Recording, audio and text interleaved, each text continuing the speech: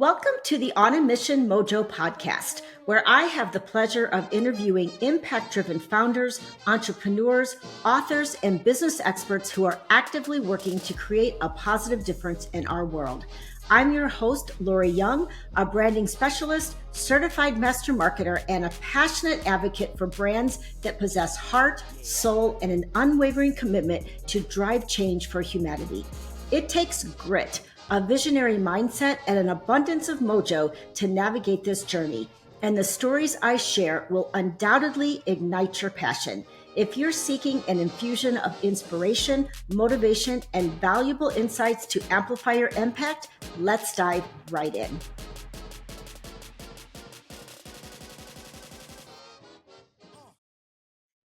Welcome to episode 30 of On a Mission Mojo podcast. We have a really, really special guest with us today that is on a mission to do really, really good things in the world. And I just am honored that I get to spend the next 45 minutes with you. So let me introduce, welcome to my story of hope and healing. I'm Jason Clawson, a clinical therapist with over 15 years of experience. In 2018, my life took an unexpected turn when my wife, Valerie, was diagnosed with stage 4 colon cancer. The challenges we faced were immense, and I battled depression, isolation, and anxiety. As a therapist, I could help others, but I struggled to help my own family until I created my own healing team. Through the support of friends and families, we found hope. Today, I'm dedicated to helping others find hope and healing, just as we did. Join me on this journey of resilience and transformation. Yeah. So welcome, Jason. Thank you. So glad that you are here, and you have quite a story. And why don't we just start by you sharing a little bit about your mission in the world? My mission is to nobody should have to suffer alone after someone passes away. Mm-hmm. It's too hard, it's too painful, it's too lonely.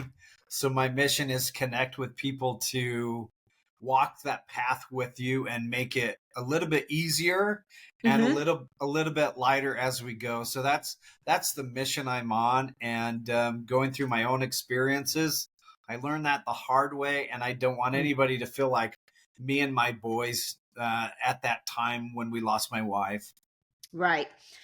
So share with us a little bit about your story, because I know that people who have lost someone that is important to them, I believe you've even lost a child. Am I correct? Yes. Yeah. So not only have Yeah. you lost a child, but you've lost your wife. Like, honestly, I can't imagine just the pain that you went through. So maybe just kind of tell us a little bit about your story so we understand. Yeah. So probably 5 years ago is when me and my wife went to the hospital after having some abdominal. The abdominal was had a big old lump in it, and Mm-hmm. we couldn't figure out what was going on. So we eventually ended up the hospital. We were having exploratory surgery, trying to figure this out and Mm-hmm. try and hurry up and get this done so we can go back to the life we were living. It's like, all right, we got stuff to do, Right. and I'm waiting for the doctor to come back and tell us. And the doctor opens, looks at me right in the eye, and says, "Jason, I'm so sorry, but your wife has stage 4 colon cancer." Wow. And it was just this ton of bricks that was put on my shoulder as the provider, the father, the one that is kind of champion everything, and the weight just was so heavy. And I just thought, what am I gonna do? Mm-hmm. How am I gonna tell my kids? Right. How am I gonna manage work and help my wife? And it just, the heaviness was just, I can't erase that moment in time that has forever altered my experience. And I remember back in the recovery room with my wife, the doctor came in, shared the news, and then I was like, I need some answers. So Mm-hmm. I ran after the doctor down the Mm-hmm. hallway, Right. And I just said, what am I going to do? Like, Mm, this is not fair. And this is too much for me. And right. she looks at me and she goes, Jason, you're going to be okay. And I said, no, I'm not. Right. Exactly. I'm not okay. But then she said, you know what, Jason, cancer has a way of enhancing your life and you'll be okay.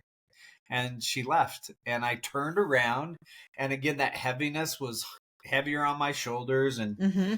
And I remember metaphorically or symbolically putting on a mask that says, I'm going to be strong for everybody, because Mm, everybody needs someone strong and someone that's not going to show emotion. So I committed to doing that and to be able to help everybody around me. And the weight of that was even heavier as I'm sure. feeling emotions, but I'm presenting as this stoic person that is managing things and everything's okay. And Right. and because my kids needed someone, my wife needed someone, my my wife's parents and everybody else needed someone Mm-hmm. to be okay. And that's so heavy to carry. And I feel like a lot of men do that Right. when it comes to family situations. So here I am at 38, or my wife's, I'm 42 and she's 38, and we have Wow. we have this heavy burden of dealing with cancer. And we were giving 2 to 3 years of how long life expectancy. And Mm-hmm. it's like, what do you do? Like, you can't prepare for that at all. Right. Right. Yeah. I told you before we kind of got on this call that I have a little bit of, something similar, not with me personally, but my spouse was diagnosed with stage 3 colon cancer back in, Wow. I think she was 48. Okay. And she didn't have, like, I mean, she had support around her, but she kind of did what you did. It was like, okay, what choice do I have? Like, I literally have to battle this. I have to. People were like, oh well, you were so brave for doing, you so much courage. And she's like, what choice do I have? Like, I am just told that I have stage 3 colon cancer. What choice do I have but to be strong and to fight this? Yeah, so Right. true. So true. And, fortunately for her, she fought it. I mean, she literally, like, before she went in for surgery, she said to the doctors, I need you guys to be at your very, very best today. I mean, she said for her, it wasn't an option, Yeah. but that's stage 3. Stage 4 is so much different. Yeah. We've had Yeah. several friends of ours who had stage 4 colon cancer, and they didn't make it. And it's a rough battle. It is a rough battle. So I feel your pain. I feel Thank you. your lack of hope. And I just know, not from my own personal experience, but from people around me that have gone through this journey. So Mm. how old were your boys at this time? 11 and 5. 11 So and 5. yeah, so they're just like looking at me like, Dad, what do we do? And I think we did our best to kind of make sure to not freak them out or tell them what was actually happened. So we're just kind of Mm, gradually introduce them to mom dealing with cancer. And mm-hmm. I feel like I didn't want to start the grieving process for them, but we knew Yeah. life was going to be different. After the hospital, we moved in with my parents because Mm-hmm. we were also building a home that we were going to move into. And Oh. it was going to be a home that we lived there for a long, long time. So all of a sudden life changed. We lived in my parents' house, and my wife was tired and sick all the time, and they're just Mm-hmm. going, what is going on? Like, Right. so, but How did this happen? yeah, exactly. So it everything just hit us all at once. And again, we battled it and the best we could. Right. We And did how many years were you going through this experience before your wife passed? it was 9 months. 9 months. Yeah. Wow. So it's like nothing can prepare. And Hmm. Not we did everything we were told. We're really involved in the community and in our church, and Hmm. we felt like we deserve a blessing, or we deserve some good outcomes, and nothing ever changed no matter Right. what we did. And that was the frustrating part. Right. Like, no matter what we did, nothing was good enough to be able to beat cancer, and it was frustrating. And Yeah. 9 months when we laid her to rest, and being at the funeral, and everybody's rallying around you and picking you up, and it felt good. And then when that funeral's over, this is a message I like to tell, is that's when it gets really hard and lonely and Yes. difficult. And that's when people need the rally call to be able to help you through that. Because remember waking up and just being like, oh my gosh, this is my life. Hmm. I'm Hmm. in my bed alone, and I don't want to go to work. I don't want to listen to Right. people that have hard problems. Right. I just want to sleep all day. Like, that was the Right. reality. And then my little boy knocks on the door and says, "Dad, can you make me breakfast?" And I was like, Mm. I gotta get Right. up now. Like, Right. I actually have other people in my life still that I have to take care of.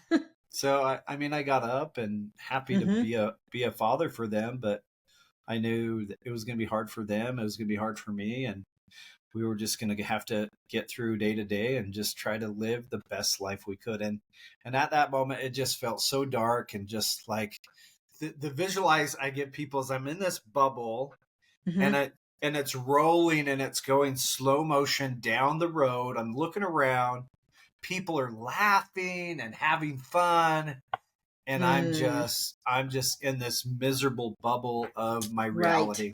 So Right. it's it's just hard. Yeah. That's Uh, reality for people.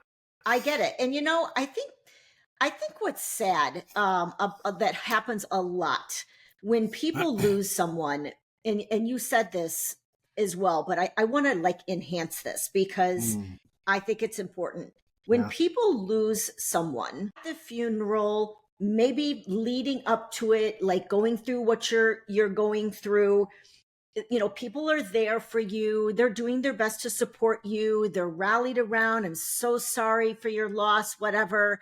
And then they go back to their own lives. Yeah. And I Yeah. think you said it beautifully. Like, everyone around you is laughing, having fun. Like, oh, I'm so sorry what you went through, but now I'm going to go back and live my life. And you're stuck there in this huge pool of grief. Yeah. That's, I that's see it. I see my spouse. She lost her mom 5 years ago, and she was extremely close to her mom, extremely. And today, she still yeah. is grieving. Like she Yeah. said, I feel so alone in my grief. Yeah. And she judges that grief. Why? It's been 5 years. Why am I still grieving? I'm like, because you loved her, like you lost one of the greatest people in the world to you. I mean, yeah, you're a therapist, so I don't know if you specifically like work with people in grief, but how did you have to go back like to like helping other people, like when you could barely help yourself? Yeah. I mean, the reality is I have to provide for my kids, right? But Right. unfortunately, I was a therapist, and I'm helping people with the most difficult moments of their life. And I remember my boss calling after 8 days and said, "We need you back to work. We're Oh. struggling." And I was like, "So am I." Yeah, but exactly. but I went back to work after that short time and just said, "I'm going to do the best I can." Hmm. And I mean, that wasn't the right choice, but I didn't have a lot of options, and Right. I was hoping maybe this will help get through the grief by working and helping people. But I mean, my day to day was praying and saying, "Okay, God, give me the strength to get through this." Hmm. Um, and I'm in a terrible spot, but Right. these people need me, so help me show up. And that's what I did on a daily basis. And it got through, but it was just heavy every day. Right. Yep. and, I and can and imagine. and again, I put on another mask on top of the one I was already wearing, that I'm okay because I can go back to work. Like, Mm, and then what I'm doing is I'm wearing these masks and I'm giving people mixed messages about maybe how I'm actually doing. right. And what I was later found out, that I'm preventing from people doing what they need to do or ask what they need to do, because, and I think this is just a man in general, it's like, put on a mask, I'm okay. Like, that's what we teach in our society. But I was really preventing from friends and family coming into my circle and supporting me. And Right. that's the reality, but I didn't know any differently. Right. Because you were showing this stoic, strong, exterior, and people were looking at you like, oh, he seems fine. But Yeah, yeah, internally you were dying. yeah, Yeah. exactly. Yeah. So you, somewhere along the way, you started the Hope Kit. Yeah. And I want to hear kind of like how, first of all, what is the Hope Kit? So listeners know what it is, because I saw it and it's absolutely beautiful. But I want to hear the story of how that got started, what it is and how it got started. Yeah.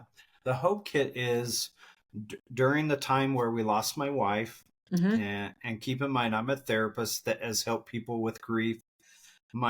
We're looking for resources to help people with the grief. Mm-hmm. And there wasn't a lot of resources out there. And at the time, I was so frustrated at my industry, and there wasn't things to help people with that grief. So through my process, and I'll tell you the story, is I created this box that has tools and resources in it that you can send to someone or send it to yourself, Mm-hmm. that helps you walk through that process, where has things to comfort you, it has things to be able to get some emotions out, it has some things to remind you your loved one is still with you, and Mm-hmm. then help you create a team. And that's through my journey, be able to create this box that helps people through the grieving process, and it's my honor to be able to do that on a daily basis. Okay. And so I know that there's things like tea and cookies, which Uh-huh. are always very comforting. Yeah. I also saw that there's in some of the boxes, at least, that there's a children's book. Yeah. Uh-huh. Talk to me about what this children's book is about. So the children's book is called Always With You, Okay.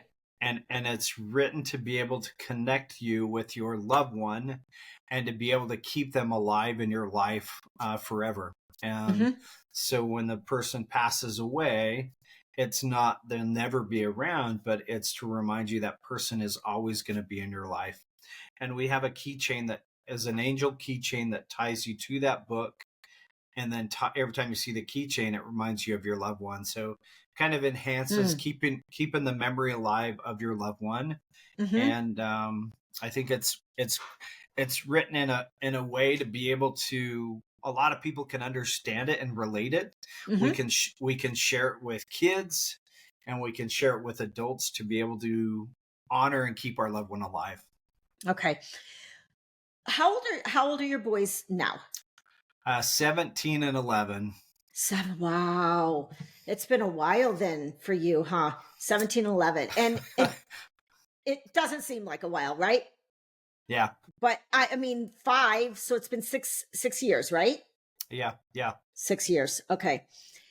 Tell me what it was like in those beginning with your kids, and after you lost your wife. How were you helping them through the grief while you were also trying to help yourself?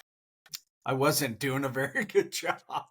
Here's an example. As I came home from work, and I've been helping clients all day, and I come home and my son's sitting on the couch, and he looks at me and he goes, "Dad, you come Mhm. home angry every day."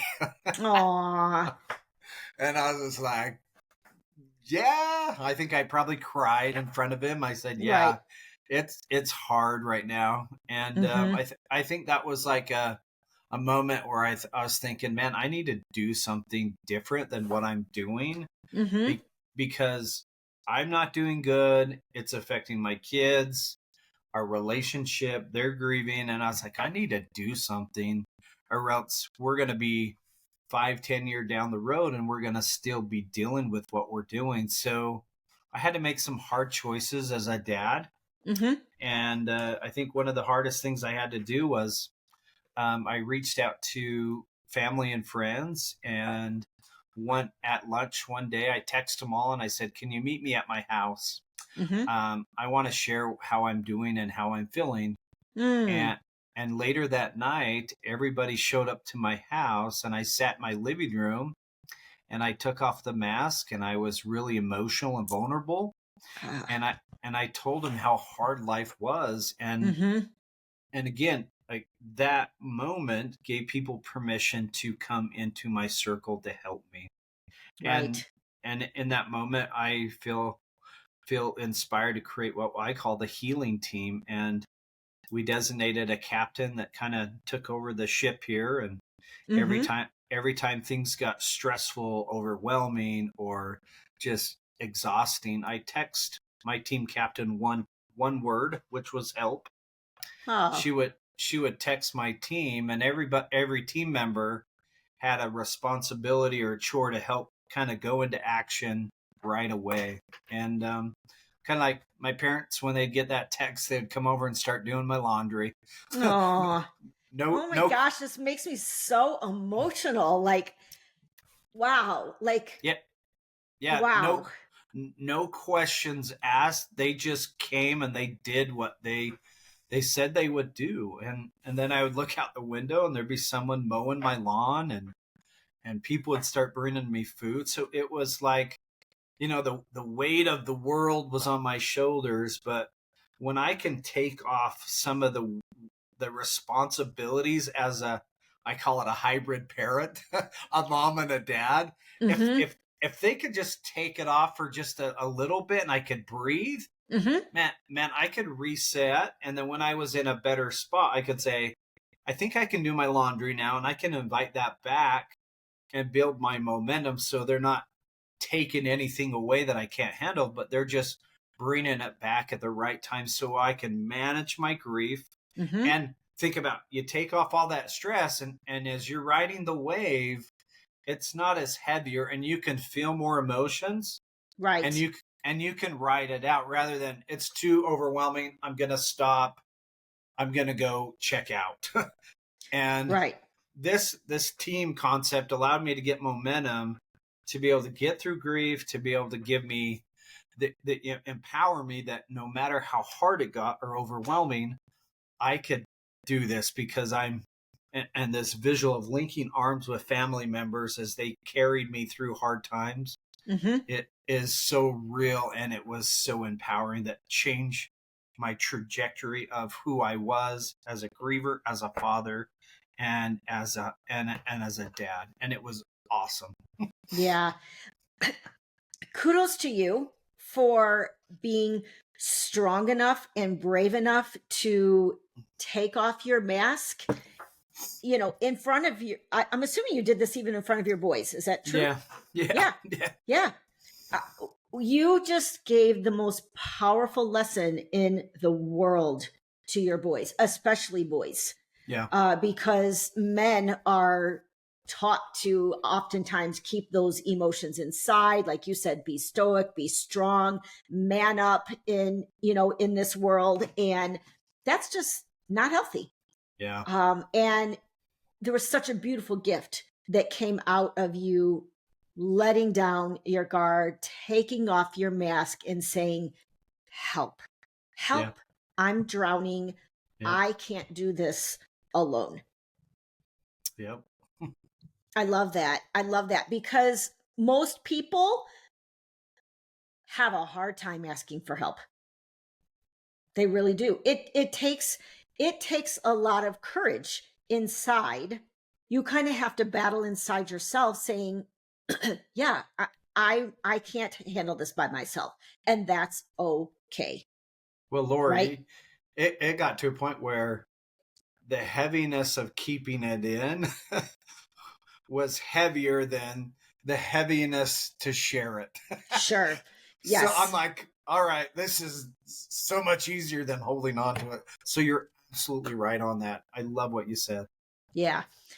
So you've got these really cool gift baskets that are designed to help people during their times of grief. How are you getting the message out? How are you getting the visibility for the Hope Kit? Wherever I can.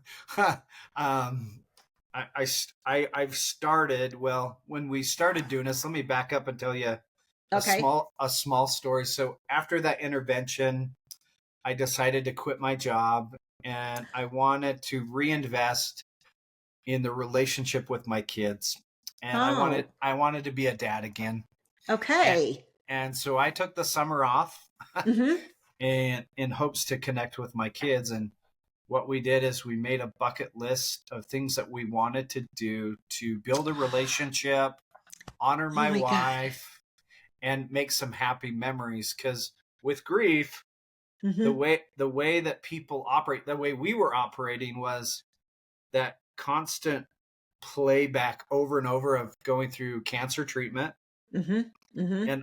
and all those every time I think of it, I'm going to feel those emotions. Right. And then her passing, replaying all that. Yep. And this emotions and memories wasn't sustaining us. It was Yes.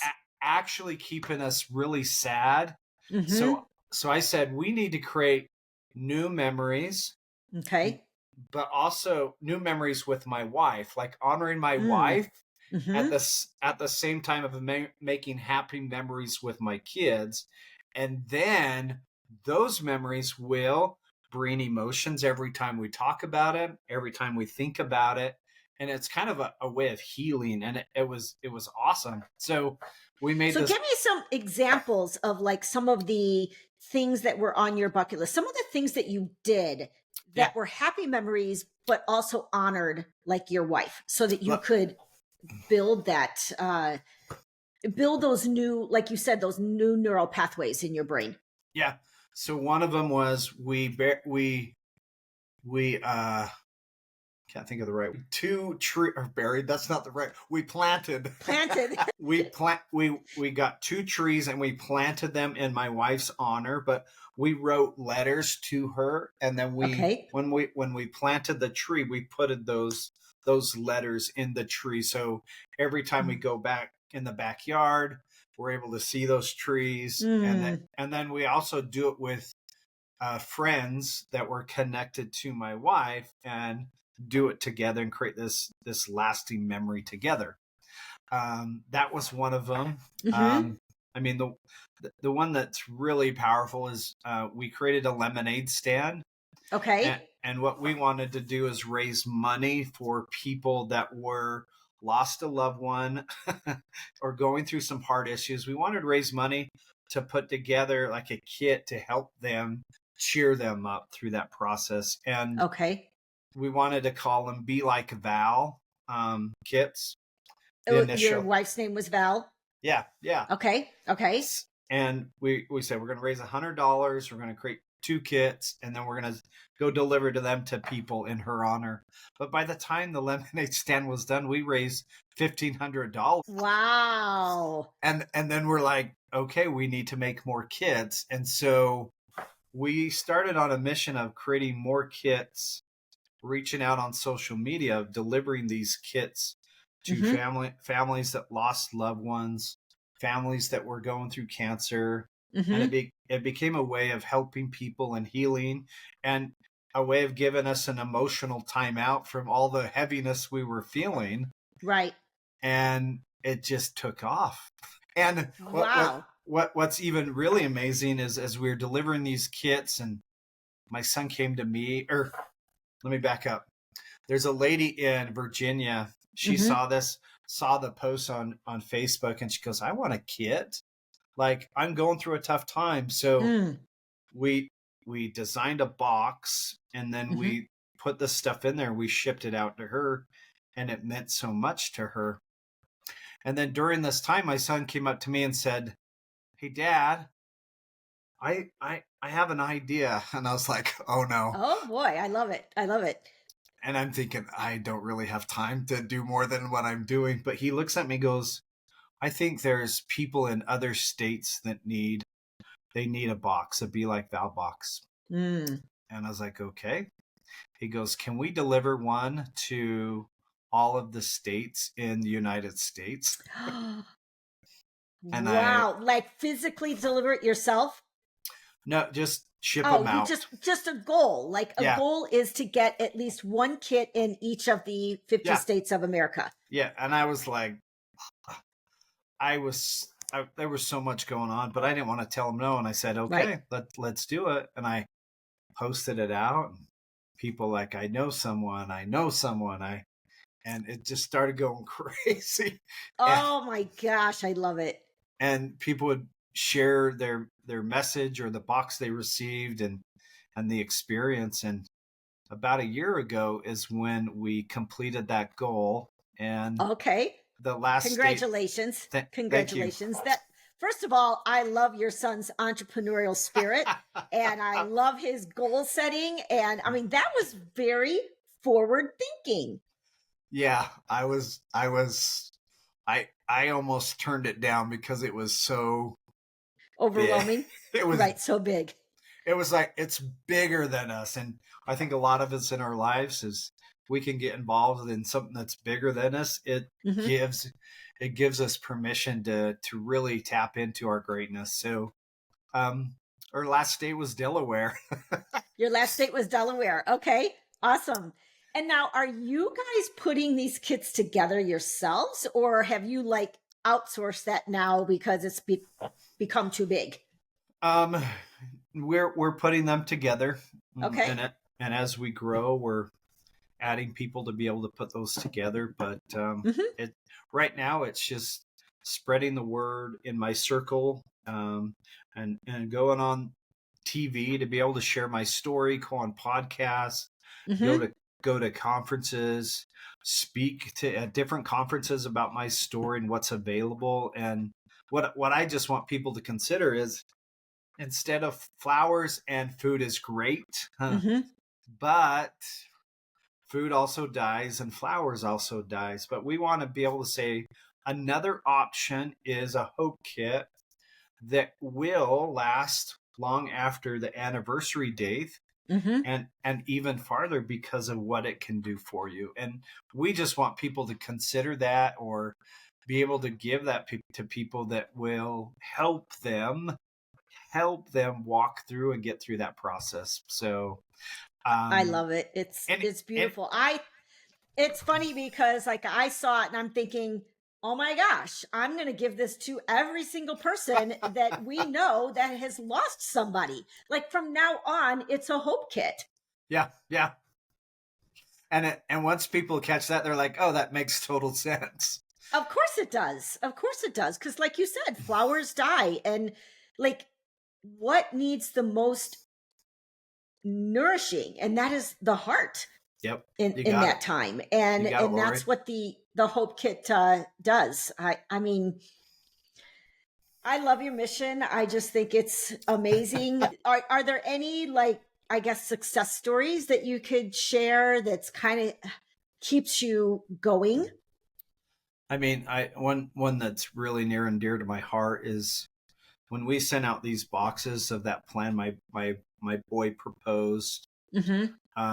A lady got one and she was inspired by it. And like 6 months went by after she received one, and she sent a message. She goes, I want to let you know you really inspired me. She goes, ever since getting the hope kit, I took it on myself to be able to provide hope bags for people. And she's like, it's nowhere near your hope kit, but these go to people that are struggling as well. And to date, I've passed out 350 of these bags to people, and I'm on a mission to help people. And that just warms my heart because I was able to provide hope to that person, get through a hard moment, and it's like paying it forward. Right. and she's caught the mission to be able to help more people. So it's like this ripple effect. And that one just hits home, and think about how much of an impact we Mm-hmm. had. We were just following what my son suggested, Mm-hmm. and now it has a bigger impact to help more people. Right. I love that. I love that story. What's been, I guess, what are some of the challenges that you've faced in trying to grow this mission? Uh, the hardest part is not being a business person or never starting a business. Mm-hmm. So I'm a clinical therapist by trade, and trying to learn how to be a business owner is so challenging. Like True. I can listen to people, and I can look at patterns and difficult things, and I can help people through the difficult situations. But when it comes to business and incorporating this and strategies and Mm-hmm. marketing and branding, it's like, oh my gosh, this is hard. So there's been a learning curve to be able to learn through this experience. But Mm-hmm. again, I just go back to, I'm just going to attach to people that share the common mission, or share people that are successful, and learn from them, and not try to reinvent the wheel, but just learn from people. And Mm-hmm. people have been great when they hear my mission. Then they're like, what do you need? How can I support you? And Right. that's kind of been my education through this process, is learning, sharing my mission, but also being able to be coachable and learning for what they have to say. And I think for me, that's one of the biggest challenges. The other challenges is just trying to get the word out, and Mm-hmm. Right. try to try to do everything. Yes. It's like it's overwhelming. So I'm like, okay, how can I be intentional Mm-hmm. with growing the business, and like, what do I need to do today to be able to make it work, or and not try to eat the whole elephant, but just one bite at a time every day. And that's how we've been able to grow and get the word out. It's I'm sure there's other people that would have better advice, but it's working, and the message is driving what we need to be doing to be able to help change lives. Yes. You need to connect with, like, somehow, I don't know how you would do it, but like if you could connect with some celebrities or like big influencers, your mission is so like heartwarming Mm. and such a do good thing in the world, that if you could get your hope kit in front of like some celebrities or something that could post on their social media or whatever, like, you could probably be in trouble because you might have too many hope kits to build. That's a good problem to have. Yes, it is. Now, are your boys involved in the business as well? They not as much on the day to day, but Okay. if there's a family that we go deliver one to, that they'll come with me. Mm-hmm. Or if we do like a service project, like at a school or somewhere, where Mm-hmm. we put together kits to go out, then I try to incorporate them. So Yeah, that's awesome. Kind of gives them a little taste of entrepreneurship. yeah, it gives me a great opportunity to teach them. And Mm-hmm. I think teaching them how to grieve and being emotional and being Yeah. vulnerable is so important. And then teach them how to work hard, but also teach them the value of finding something that's purposeful and meaningful in your Mm-hmm. life, and Yes. be able to see it through, to be able to follow your mission. There's so many things you can teach your kids. Right. um, and frankly, they've been a part of the whole process. So it's like, if I didn't include them now, then I'd be doing them a disservice. Absolutely. And it's Absolutely. like keeping them a secret. It's like, no, you guys are part of this. Like, you know exactly how this came about. So Hmm. Yeah. And I think, the lessons of, not only the power of asking for help, but the power of giving help. That if you ask for help, there are a lot of people in this world that will show up for you and offer help. But yeah, sometimes they don't know that you need help. yeah, so true. So Yeah. true. Yeah. Well, I guess your next goal is going to be to get at least one hope kit to every country in the world, right? Yeah, we got 4 right now. So Do you?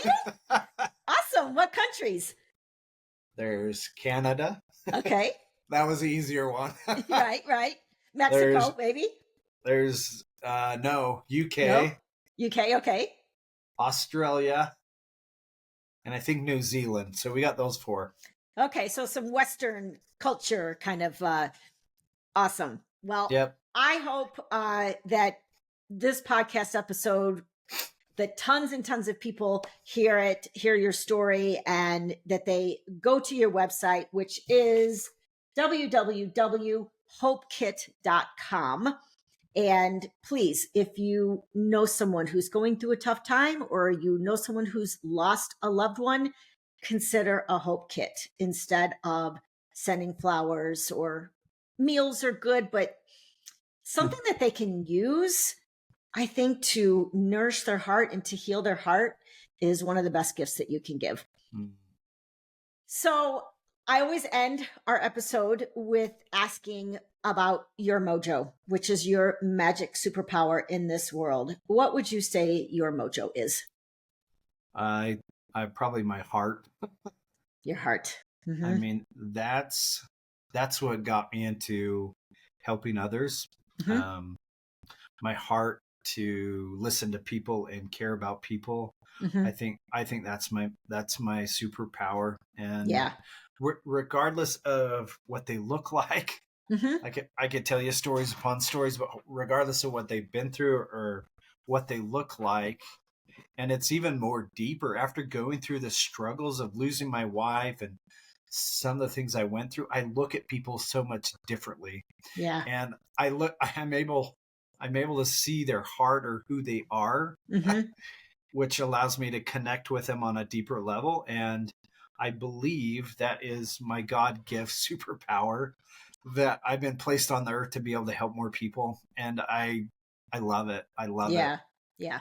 Well, that to me is a very, very heart is a very, very powerful mojo. So keep sharing your heart with the world, because you're doing amazing things. Thank you. So Lord. thank you. Thank you so much, Jason, for being here. Awesome. That's a wrap on today's episode. Thank you for tuning in to the On a Mission Mojo podcast. Ready to dive into more incredible stories of people on a mission? Next week, I'll return with a fresh episode to ignite your passion for creating a better world. If you loved what you heard, be sure to subscribe, leave a glowing review, and spread the word to all your friends. Head over to onamissionbrands.com for more great episodes. Remember, the world needs your mojo, so go out there and let your brilliance shine.